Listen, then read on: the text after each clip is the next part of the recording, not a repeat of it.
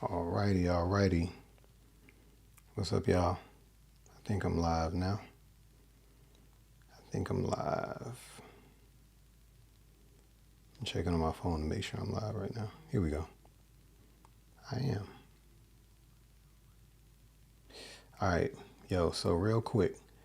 I wanted to go over a couple of things, okay?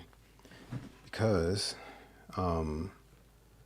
when it comes to playing guitar, like, technique actually helps us take it to like another level, sort of, or like there are some things that you can do that actually might make guitar playing a little bit easier than normal.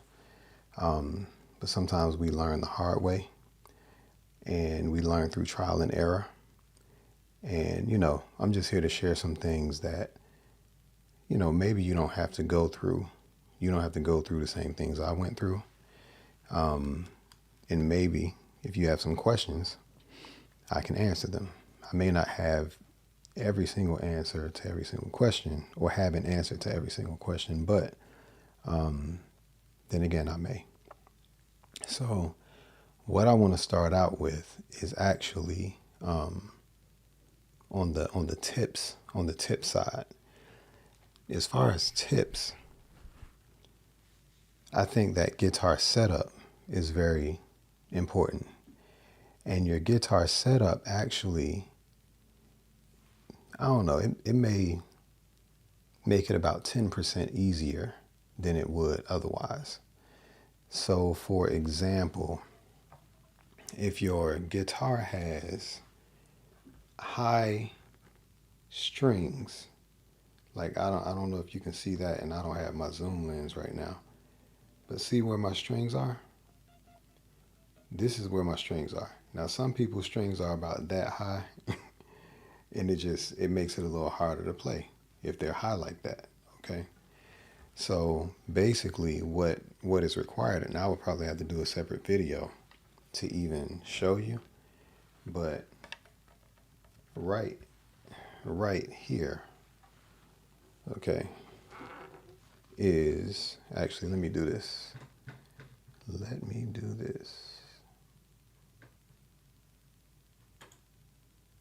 Yeah. This is actually, these are my bridge saddles. Okay, this is the bridge part of the guitar. And these are called saddles. All right, now these saddles, the height of these saddles can be actually lowered and raised. Okay.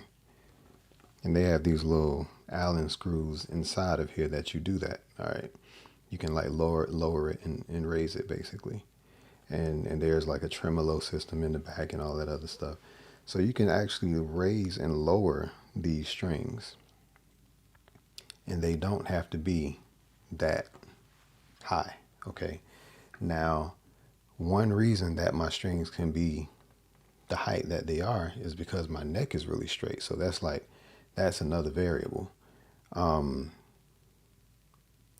is another variable to make sure that you have a relatively straight neck. Okay. Now, one reason that I like Strats is because you can actually customize them. You can actually customize Stratocasters pretty well. And I don't know if I told anybody. Well, I don't know if I told any of you, but this Strat, I spent $55 for this. Okay, $55. But I upgraded the pickups. I spent more money upgrading it than I paid for the actual guitar. It was an old guitar at a pawn shop. Okay, so string height is really, really important. Okay, guitar setup is probably one of the main things that will make guitar playing 10 to 15 times easier. All right, so if you have high strings, like look at my string height. I see somebody hopped on. See what my string height is? If my strings were a little bit higher, I mean, it wouldn't be as easy as easy as it is to play for me right now. Okay. I set my guitar up to make it comfortable for me to play.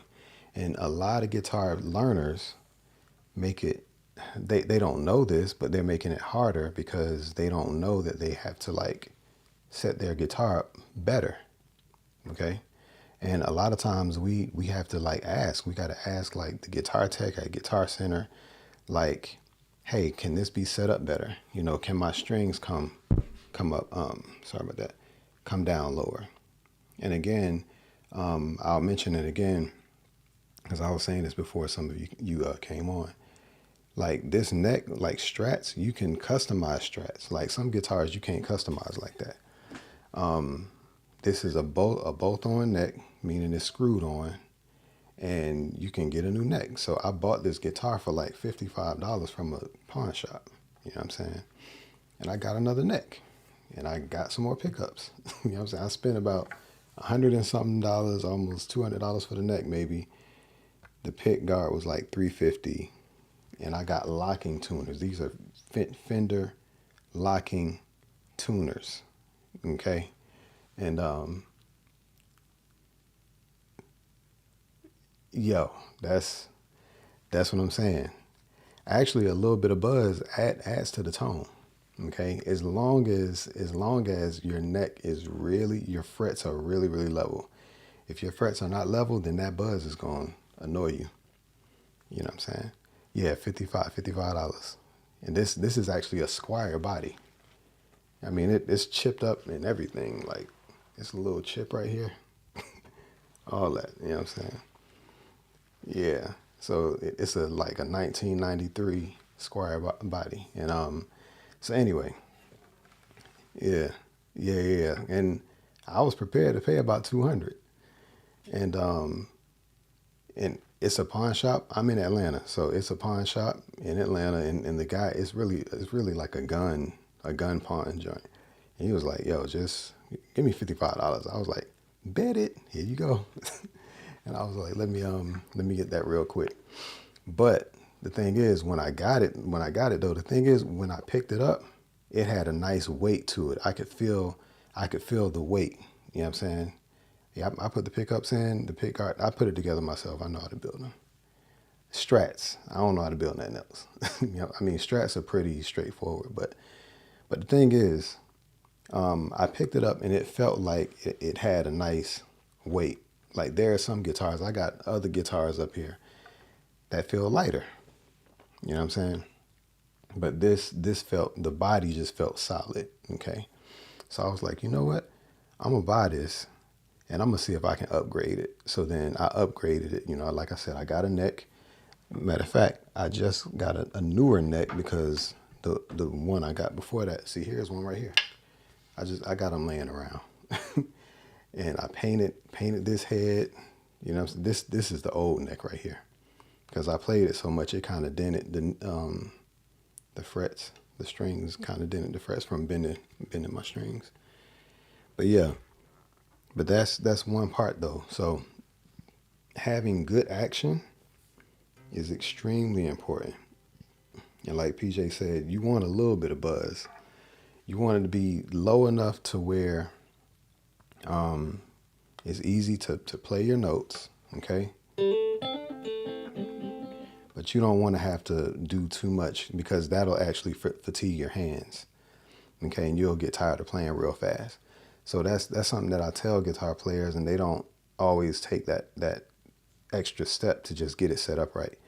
You could play longer just by having your guitar set up right, or you can play you can have better technique if your guitar is set up better. You know, that's why I named I put that name on the thumbnail, technique, because I honestly believe that technique starts off with how you set your guitar up. Okay, it's not just, you know, playing well. It's the guitar being set up well. So yeah, saddle height. I remember I shared it, but let me just go back.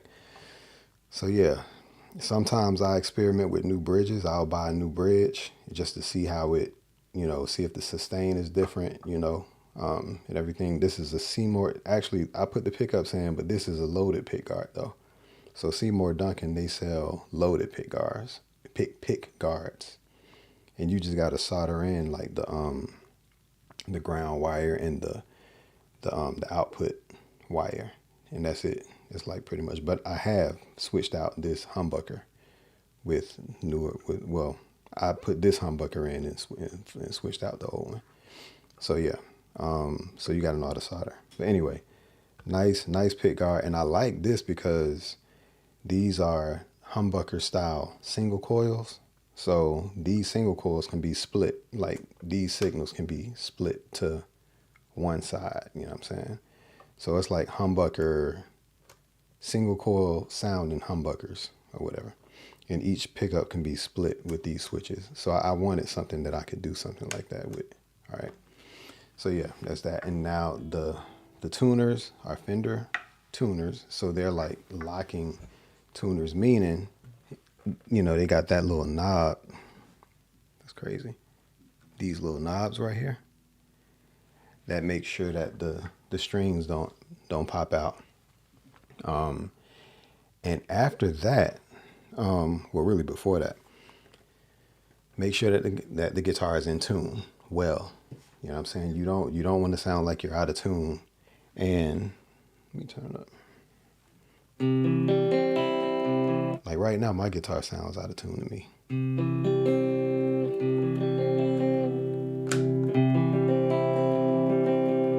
So, and I think it's because the weather has been changing so quick, it kind of jacked up my intonation. But intonation is actually, I mean, I made it how I like it, you know. Actually, I really like Paul Reed Smith, so I kind of, in my own little way, you know, did that kind of thing, like trying to make it like a Paul Reed Smith in a way. But making sure your intonation is on point, like on point. So tuning your strings is one thing. You can tune your strings to each note, and they can be right on. But if you don't go to that 12th fret, meaning where these double dots are, if you don't go to that 12th fret and tune it again, like actually like check the tuning on the 12th fret as well. If that is off, then your intonation is off. Okay. And what that means is that it's actually the length of your string is not correct. Okay. So the full length could be tuned up correctly. Yet the full length can be tuned up correctly, but the length from the 12th fret to the bridge can be incorrect. And there's like science behind that. But it is supposed to be the same distance from the nut to the 12th fret and from the 12th fret to the bridge. That is supposed to be exactly equal in order for you to have like a perfectly tuned up guitar. Okay. So that's KRS, that's funny. But yeah, that's how you have like a perfectly tuned guitar, and it sounds just crazy good. And that right there will, in a way, improve your technique. Like, you know, it'll really like make it what it's supposed to be. So I mean, outside of that, maybe straightness of neck, you know, that does help, you know, your neck being nice and straight, which ensures that I think I said this before, but your frets are flat. Okay. So that's like the guitar stuff. So the bottom line is making sure that your guitar is set up right. One last thing is pickups being nicely like soldered in, making sure like right now, when I change my strings, I'm actually going to get my wires checked because I'm not all that good with like checking the wiring to make sure that no wires need to be changed, because sometimes the wires get jacked up and then you start getting like noisy pickups and stuff. So that's very handy when you want to play distortion. When you want to play distortion, like you can hear that hiss, but that's actually pretty good. But when you're playing like single coils, you're gonna hear some buzz. I'm about to switch it. You hear that? So I don't ever play. That's the beauty of humbuckers, because humbuckers are, you know, noise canceling and stuff like that. So, which was another reason why I wanted humbuckers, humbucker style pickups. I can switch to every pickup and it relatively sounds cool. You can hear a little bit of noise there. But if you don't have pickups that are wired well and that, you know, that's grounded right, you can hear that sound. All right. That sound. So anyhow, so those things are important. Now that we got that part out of the way, and yeah, anybody else who hopped on, if you got some questions, like feel free to just ask or whatever, because I'm talking about technique, guitar setup, all that other stuff. I'm kind of done with the guitar setup part, but if you have questions about that, let me know. All right, so the next part, I don't have no list, but I got some stuff in my head. I want to talk about picking efficiency, like efficiently picking. All right, let me. Was that what I was trying to do? I think. But yeah, picking efficiently. I notice some people, like when they're playing, they actually lift their fingers up like too high, and sometimes that'll make it harder, you know. So one thing that is good to do while you're practicing is practicing not lifting your fingers up too high. Okay, and let me demonstrate. So maybe I can. One of the reasons, like when I play, I practice not lifting my fingers up too high. So if someone is playing like this and they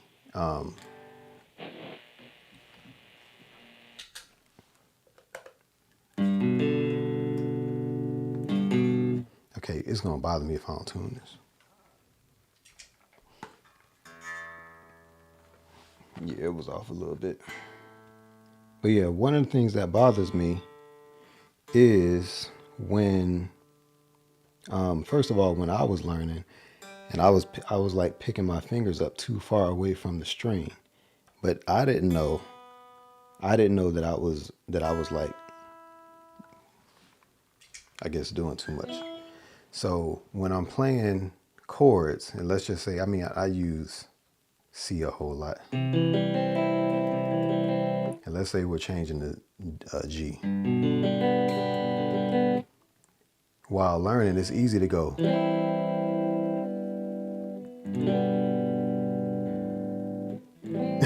I'm exaggerating, but you ain't even got to lift your fingers up that high. You can just,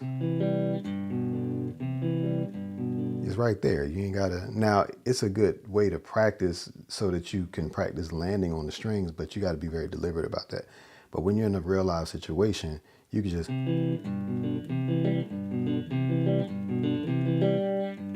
it's not even necessary. So that's like one part. Now, one and the same, you don't have to, when you're picking, you don't have to move your pick far away from the string either. Your pick, in a lot of cases, can stay close to the string as well. So, but that's something you got to practice. So if I'm playing scales, let's just say, I'll go to A. I'll go to A. So here's where I am right here.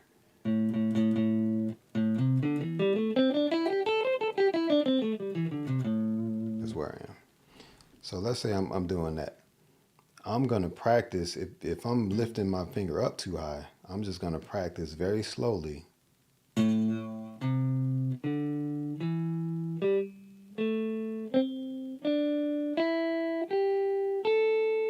I might do it with a metronome, okay? just to do it. Now, my goal is not to get it perfect. It's just to get my fingers muscle memory to remember not to go that high. That's really what I'm practicing, so that when I play, I'm not doing this thing, you know. So I'm doing this.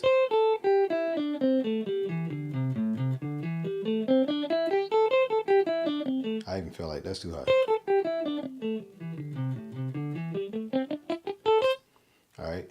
So that's another technique piece, okay? And that's just like one of those things that, again, it can make it very easy, but it can make it more efficient, okay?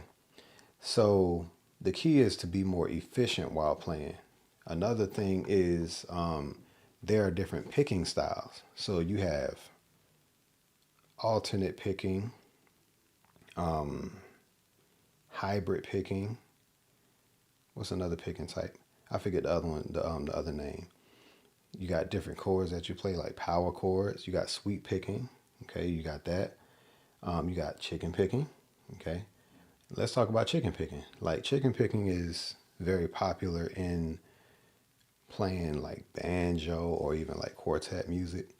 And to be honest with you, chicken picking is very useful while playing quartet. Like, it's very useful. So I notice people playing straight on, like, and that's cool.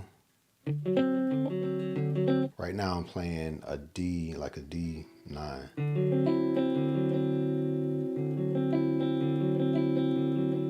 And Travis picking, yeah.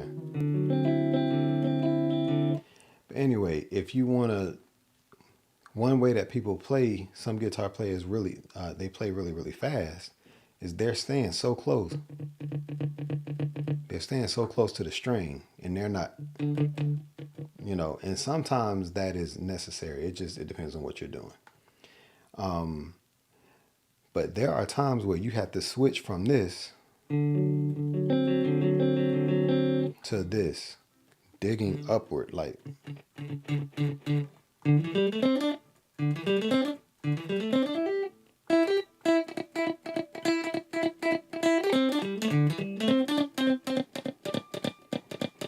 You got to put a metronome to kind of play with that.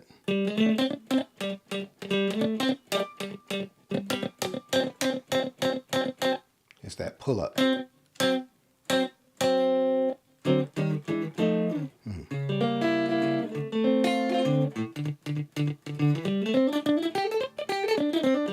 Okay, so that's one part, and that when you first start that, it's actually, it feels a little foreign. It doesn't feel intuitive at all when you first starting it.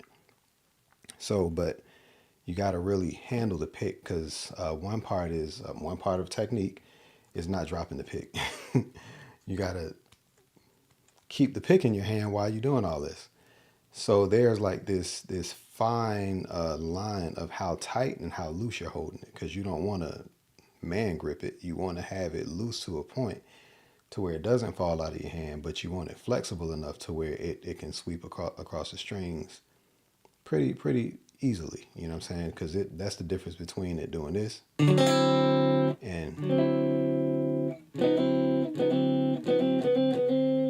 Okay. So yeah, so that's like another technique is like chicken picking, being able to, and actually chicken picking works well when you're playing more like pentatonic scales and stuff like that. If you're doing alternate picking and you're just doing like a regular scale, like this is alternate picking, meaning I'm going up and down. And then I'm going down to the next string. So it's like I'm basically making use of the direction where the next note is, and I'm picking toward that.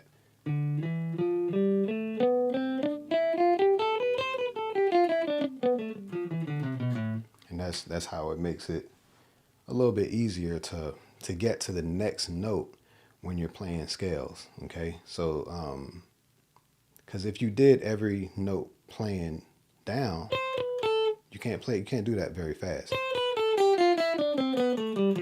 You can only go so fast if you do that.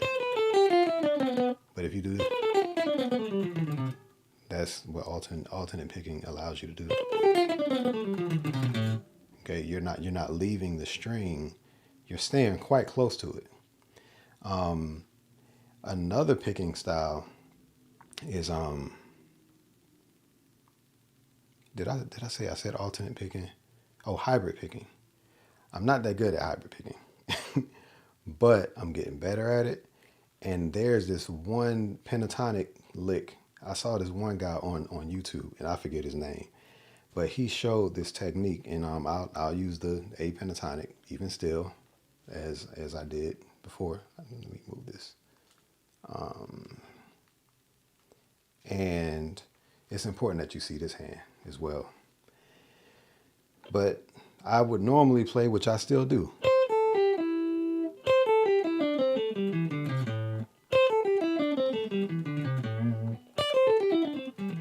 I still do it to this day. But that, depending on how you play it, it can be kind of tiring. You know, if you're trying to go too fast. But he was using the pick along with this middle finger. Eric Walls, he actually, you could say he almost all the time he's hybrid picking. Like he uses it so much, but he actually uses like a finger pick, like on his thumb, like a ring. You know what I'm saying? He uses that on his thumb or whatever. But I don't like doing that. I use my actual pick, but then I'm doing this.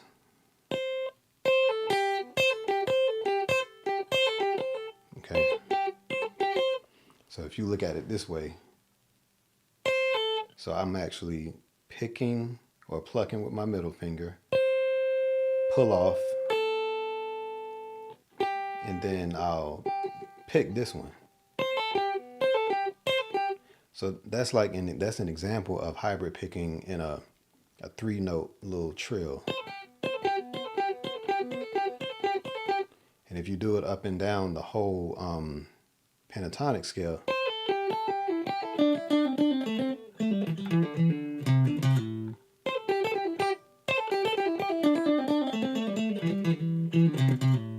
okay, so there are different ways. And this is easier than doing this,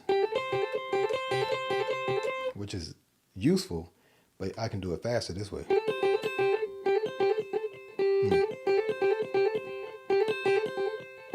So that's hybrid picking, like helps with that. And to give you another example, like if I got overdrive on,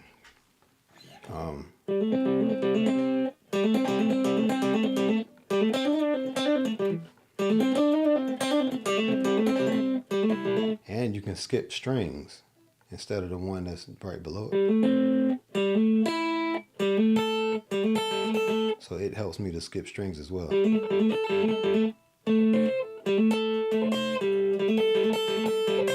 All right. So that's like, those are useful. All right. If I'm playing distortion, the same thing is true.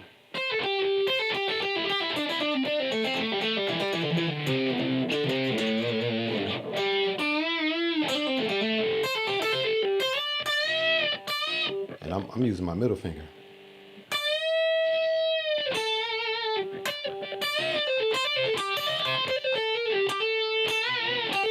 All right. So that's, again, like a technique thing. Yeah, I mean, that's picking wise, I think that's like sort of kind of it, you know. But some other things that are very useful, and I see Mateus Asado, I think I'm saying his name right. He's the Brazilian guy that we see, got the real sweet licks. A lot of what he plays a lot of open keys. Okay. Another part of technique is knowing how to play in your open key so that you can take full advantage or more advantage of kind of getting away from bar chords. And bar chords are cool, and they're actually some of my favorite in a way, because I can play chords and I'm actually pretty decent at stretching my pinky, like 6 frets away. Yeah, I'm kind of, that's something that I do. So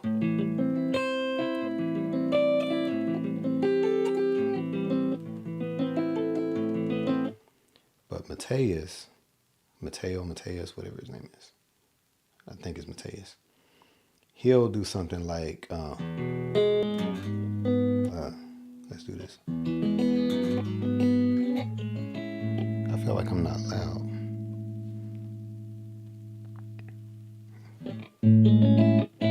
There we go.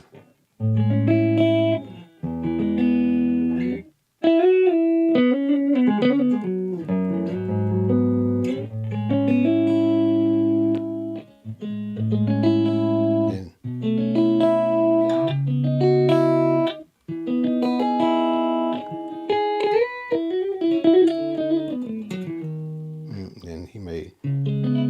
So he's utilizing some open notes, even though he's playing high on this neck.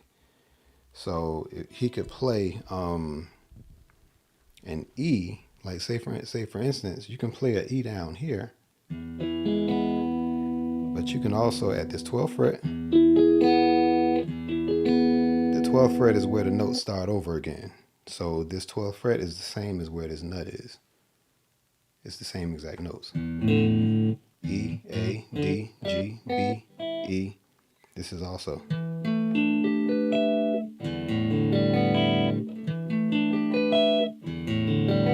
It's just an octave up. Okay.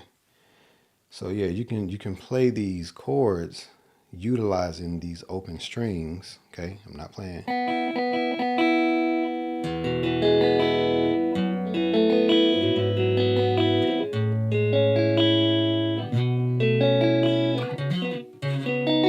My bad.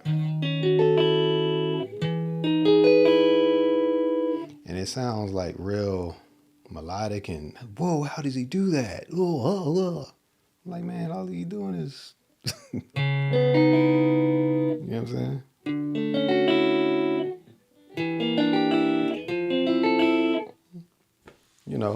If you know where your notes are and stuff, it's just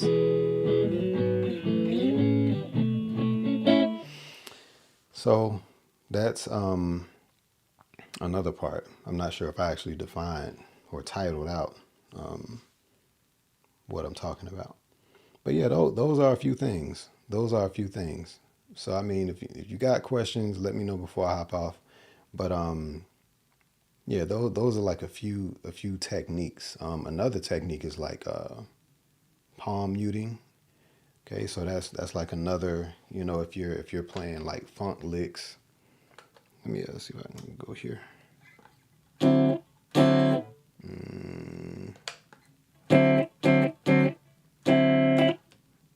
Let me do this one. Like I'm letting up on these strings, but I'm also palm muting over here too. So I'm doing all that at the same time. So I'm not like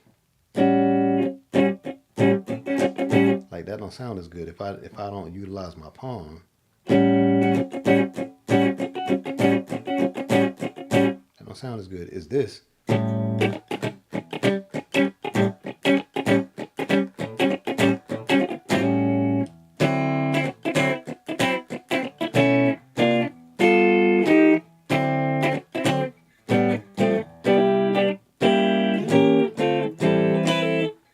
So if you're kind of hitting down at the same time, it's going to stop those notes.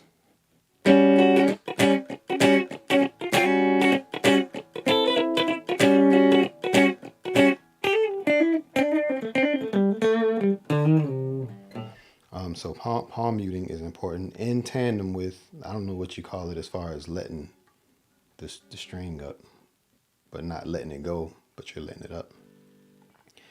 That's important. Let me see. One other thing I'll mention is I'm sure you all are fans of double stops, and I use double stops quite a bit. I consider it a technique, I guess. Yeah, I consider it a technique. one reason I do consider it a technique is because it's actually an opportunity to play a chord without playing the full chord. So if I am playing a 2 5 1 6, or maybe even a 2 3 4 chord progression, like, or just let me do a 1 2 3.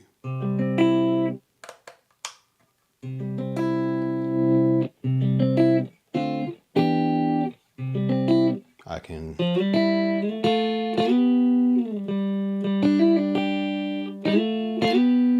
instead of playing the full.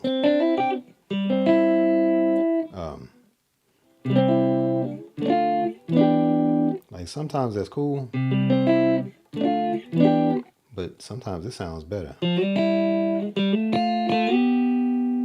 Especially when you know, kind of bend it up.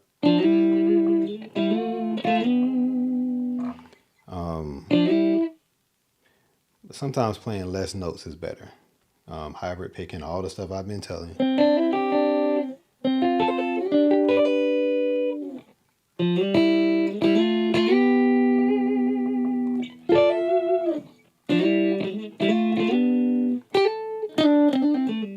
All right, so that's like another, like, double stops, meaning double stops is like, in a sense, you're playing two notes. You're like harmonizing two notes at once. So whether you're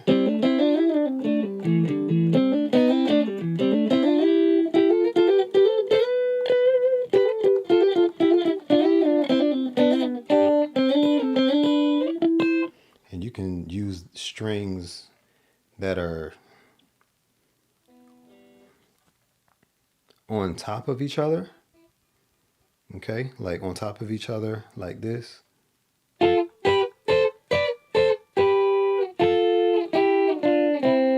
Or you can use strings that actually skip. Okay, you're skipping one and you're doing it. It sounds further away.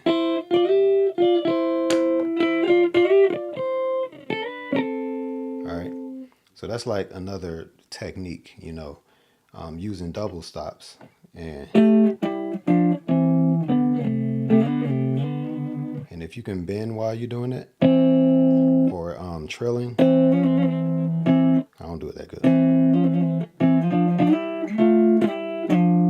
Or yeah, I'll use this going into the next one. Sliding into notes. Sliding into notes is actually another thing. Okay, so these are all the things that like spices up your chords.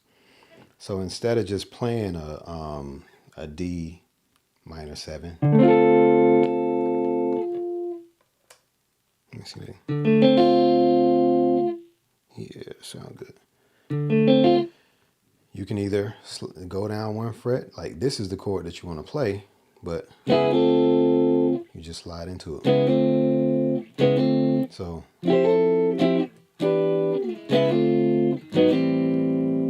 all right, so that's like another you know, technique that's useful.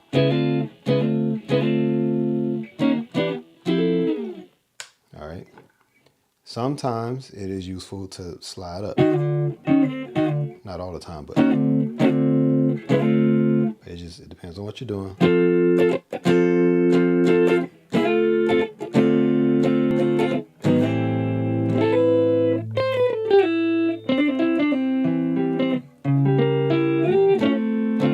So that diminished chord, I slid. You know what I'm saying? Just being able to slide into it. Those slides are very useful. All right.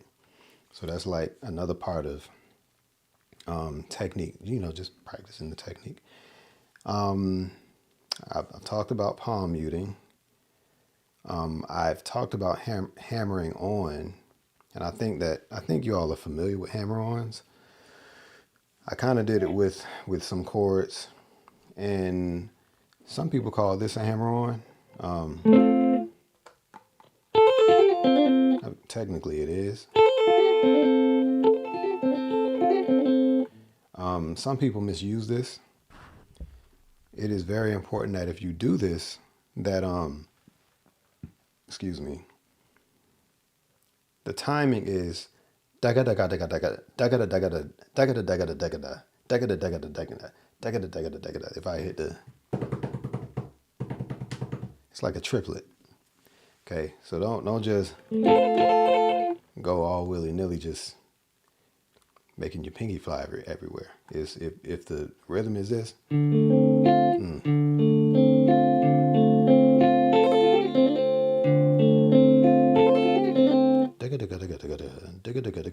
know what I'm saying? So that's like that's one thing. So you're hammering on, but you're also like pulling off at the same time. Okay, so that's very popular in R&B music.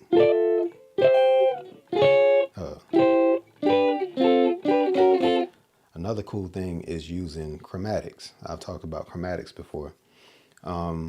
If you know what your pentatonic scale is, well, you notice that you have some notes that are not, that are like a whole step apart. Well, there are notes in between that you can utilize, okay? I'm not saying that you can do anything, but you can use these notes as landing pads, so to speak, but these could be little fillers, all right? So like if you are, I'm on the south side, PJ, in Fayetteville. Yeah, like south of College Park. But yeah, so like say if I were playing this little box right here, I'm gonna stay in this box real quick, you know what I'm saying? And this is A, this is my 5th fret, and this is A, right here. So I'm playing this little 6-note box. But watch what I could do if I utilize chromatics. Now chromatics is when you're playing each note next to one another. All right, so this is chromatic, not just. So you're actually, you're doing all the other stuff in between. But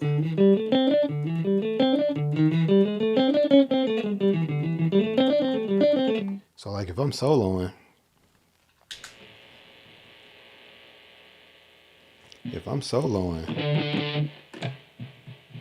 I could actually utilize that. Yeah, I could actually utilize those chromatics. All right, so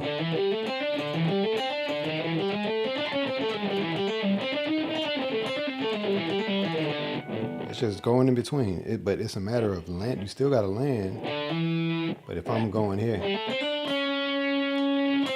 I got to make sure I'm going to something that's in that pentatonic. Okay.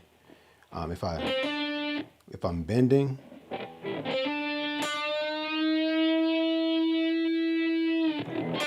I'm ultimately going to that,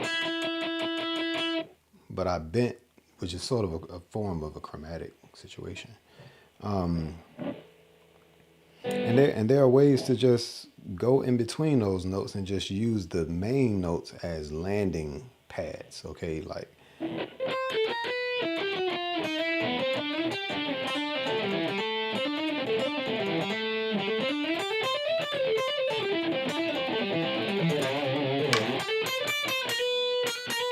so that's one, because this is, that's not in it,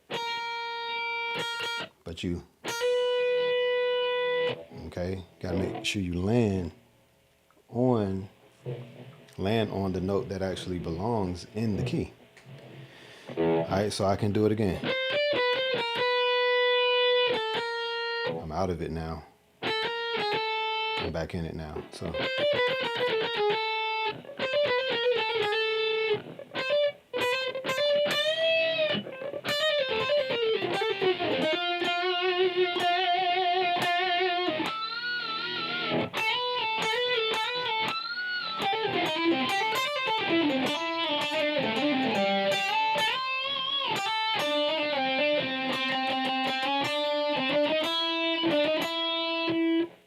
going from here is the same as going from here to here. So I can go or one or the other. So that's like another thing. Power chords. I'm utilizing palm. I need to get this camera straight. I'm utilizing palm muting to actually give me that power chord effect. Okay. I'm using that, using my palm, and I'm playing a C power chord. Like, these are just little techniques.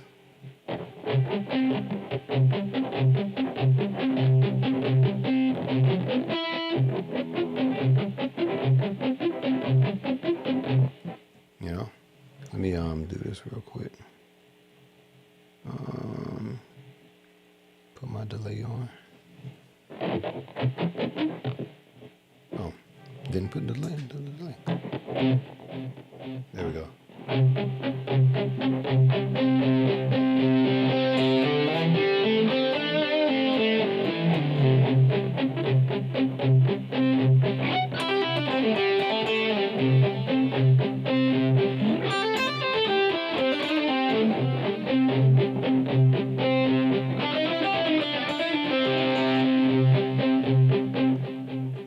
That's because my palm is here. If I do that without my palm in there, I can't do the same thing.